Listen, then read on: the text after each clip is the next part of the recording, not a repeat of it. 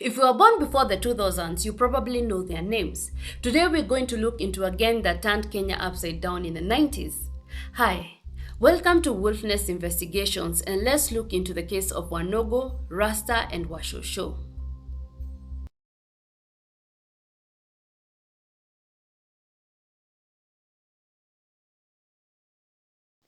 On June 26, 1978, Nicholas Muya Wakinyonga was killed by the police at a nightclub in Kangemi. He was considered as the first Kenyan most wanted criminal, and some even considered him as the godfather of all gangsters. But at this time, Kenyans did not know how dark the criminal world would be. It got really dark. And in the 1990s, Kenya would be turned upside down by three criminals: Wacucu, Rasta and Wacucu. Today, let's take a deep dive on what happened to Kenya in the 90s. Before they got into the world of crime, Gerard Wambugu Munyeri, aka Wacucu, Bernard Matheri Thuo, aka Rasta, and Anthony Ngugi Kanagi, aka Wacucu, worked as matatu touts in Nairobi, and later as matatu drivers. That was when they met Muhindi, a ruthless bank robber and a carjacker.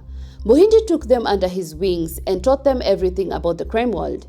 It's said that Wacucu and Wacucu were ready to kill for Muhindi, unlike Rasta, who only saw him as a teacher. At the age of 26, Muhindi would be gunned down by the police, being sold out by his wife Njoki. And this was the turning point for the three criminals. They were angry, and their anger came out in the most dangerous way.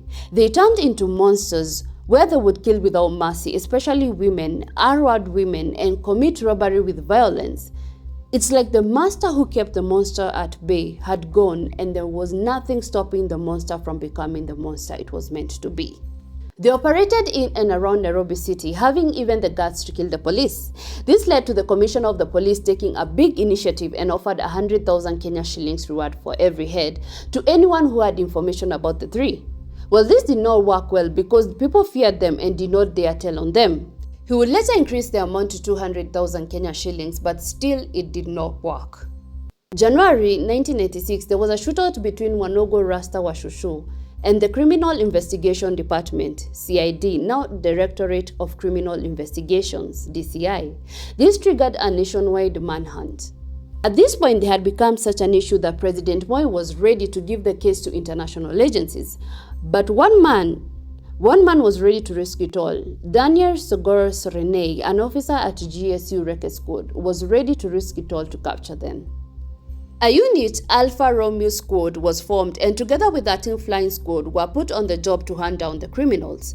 In January 96, the squad was alerted that Wacucu, Rasta and Wanugu had rented a house at Rongai. Before we continue, let me tell you a short story of how my mom was almost a murder victim of the gang. So in the 90s, cell phones were very rare and means of communications were a bit hard.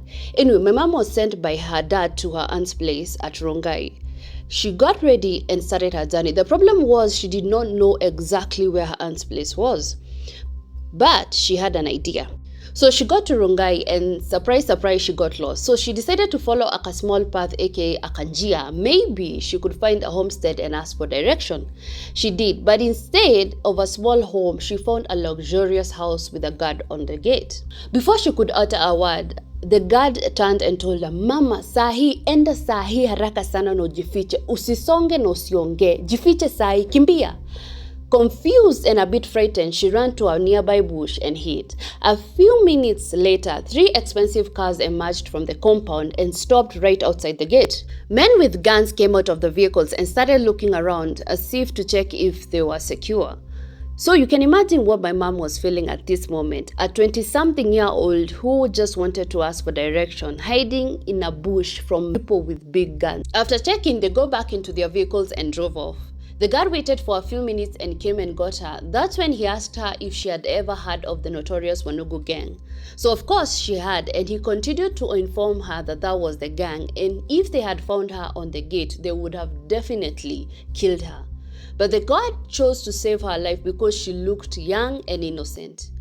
He gave her the direction and she was off. I thank God that the security guard chose to save my mother's life. Anyway, let's continue. A few days after the unit was formed, they received a tip on Wacucu and Wanugu's location. They geared up, wore civilian clothes and drove out with civilian cars. They were ready for a fight. They trailed the two who were driving a stolen car heading to Rongai. Wanugu and Wacucu suddenly stopped and decided to buy maize flour. The funny thing is, if they had ignored the car, maybe they would have gotten away, but you know what they say about fate. It always finds you. As they were buying the flour, they saw the expensive car and could not ignore it. So they decided to carjack it. They got into action, but little did they know that the car was filled with cops. So before they could attack it, the police retaliated and a gun war broke out. That was how Wacucu lost his life. He was shot in the head by the officers, but Wanugu managed to escape with injuries. The bulletproof vest he wore played a major role to save his life on that day. The police sent out a bolo be on the lookout to hospitals, hoping that he would go to one of them to receive treatment, but Wanugu had disappeared. The unit decided to go undercover as hawkers, hawking near the places the gang lived. Serenay went undercover as a thug who wanted to join the gang for work. It was at this point he met a person who was close to the gang. He managed to turn the person into a police informer, and this informer would be very important because he managed to turn the tides on the case. Wanugu appeared, and him, his brother, and an associate, Maina Mapengo, were in Nyeri where they shot and killed a British man. The reason on why they did so is still unknown. After they did this, they ran into Nyeri forest and the police started hunting them. The family of the victim even provided a helicopter to assist with the search. But this did not bear any fruits as they managed to escape to Nakuru. It was at Nakuru when Wanugu ran out of money, and this forced him to think of going back to what he knew best, robbery. So he started planning and called the informer and asked him to provide him with the guns they needed. Serenay and his squad traveled to Nakuru with the aim of capturing him alive or dead. But the police who were with Serenay did not want to face Wanugu, and this was when he decided to handle it alone. So Serenay and the informer traveled to Kamatini, but the informer got out of the matatu first and Serenay followed.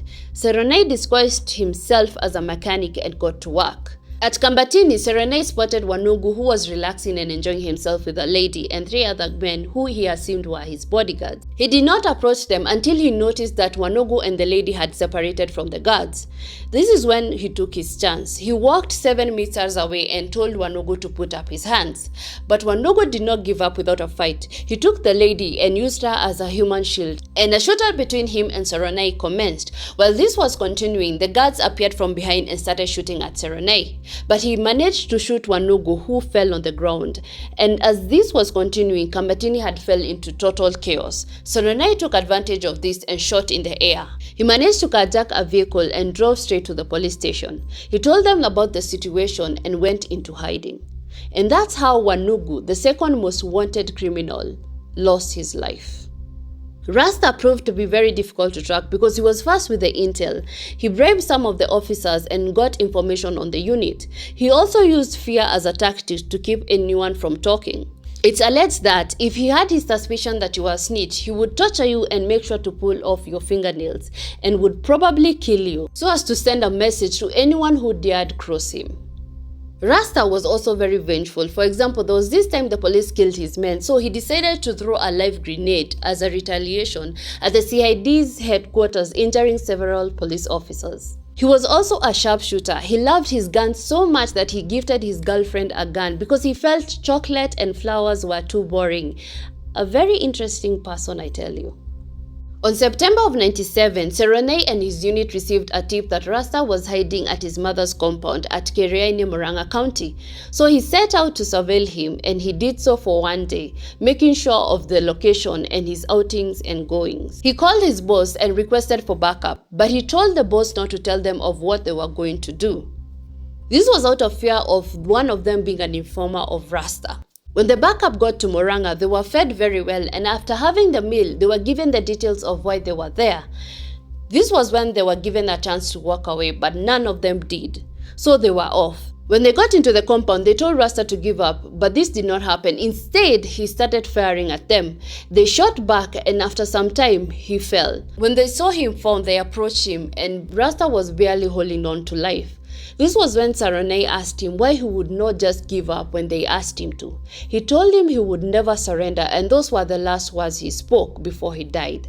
The police shot in the air as a sign of victory, as they had defeated the last and final member of the notorious gang. Serenay would go on with his job, but was betrayed by one of his own. I might do an episode on him. Anyway, that was the end of the story of Kenya's most ruthless gang. I hope you enjoyed, and I thank you. For